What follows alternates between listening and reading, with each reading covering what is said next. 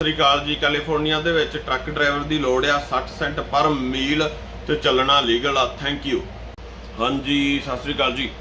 ਆ ਵੀਰ ਨੇ ਪੁੱਛਿਆ ਵੀ ਨਵੇਂ ਡਰਾਈਵਰ ਰੱਖਦੇ ਆ ਵਿਦਆਊਟ ਐਕਸਪੀਰੀਅੰਸ। ਭਾਜੀ ਗੱਲ ਇਦਾਂ ਵੀ ਇੰਸ਼ੋਰੈਂਸ ਆਪਣੀ ਰੱਖਦੀ ਆ। ਆਪਾਂ ਸਕੂਲ ਤੋਂ ਇੱਕ ਦਿਨ ਹੋਇਆ ਲਾਇਸੈਂਸ ਮਿਲ ਗਿਆ ਤੇ ਰੱਖਦੇ ਆ। ਆਪਣੀ ਇੰਸ਼ੋਰੈਂਸ ਅਪਰੂਵ ਕਰਦੀ ਆ। ਹਾਈ ਰਿਸਕ ਇੰਸ਼ੋਰੈਂਸ ਕਰਾਈ ਆ ਸਿਰਫ ਨਵੇਂ ਡਰਾਈਵਰਾਂ ਲਈ ਵੀ ਨਵੇਂ ਡਰਾਈਵਰ ਨੂੰ ਪ੍ਰੋਬਲਮ ਬਹੁਤ ਆਉਂਦੀ ਹੈ, ਫਾਇਦਾ ਬਹੁਤ ਚੱਕਦੇ ਕਈ ਲੋਕੀ ਇਸ ਕਰਕੇ। ਤੇ ਬਟ ਟਰੱਕ ਤੇ ਚਲਾਉਣਾ ਆਉਣਾ ਚਾਹੀਦਾ, ਜੇ ਨਹੀਂ ਤੇ ਫਿਰ ਟੀਮ ਦੇ ਨਾਲ ਆ ਜਾਓ।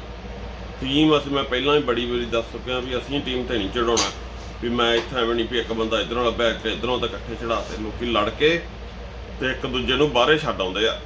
ਇਸ ਕਰਕੇ ਤੁਸੀਂ ਜਿਹਦੇ ਨਾਲ ਲਾਇਸੈਂਸ ਲਿਆ ਕੋਈ ਯਾਰ ਬੇਲੀ ਉੱਥੇ ਹੋਵੇ ਜਾਂ ਉਂਝ ਜਾਣਦਾ ਹੋਵੇ ਉਹ ਲੈ ਉਹ ਨਾਲ ਤੇ ਫਿਰ ਦੋਵਾਂ ਨੂੰ ਚੜਾ ਦਾਂਗੇ।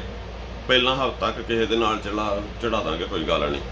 ਵੀ ਲਾਗੇ ਛਾਗੇ ਜਿਹੜਾ ਮੇਰੇ ਵੀ ਟਰਸਟਡ ਬੰਦੇ ਹੈਗੇ ਉਹਦੇ ਨਾਲ ਚੜਾ ਕੇ ਥੋੜਾ ਬਹੁਤ ਆ ਜੇ ਤੇ ਫਿਰ ਤੈਨੂੰ ਕੰਮ ਤੇ ਲਾ ਦਾਂਗੇ।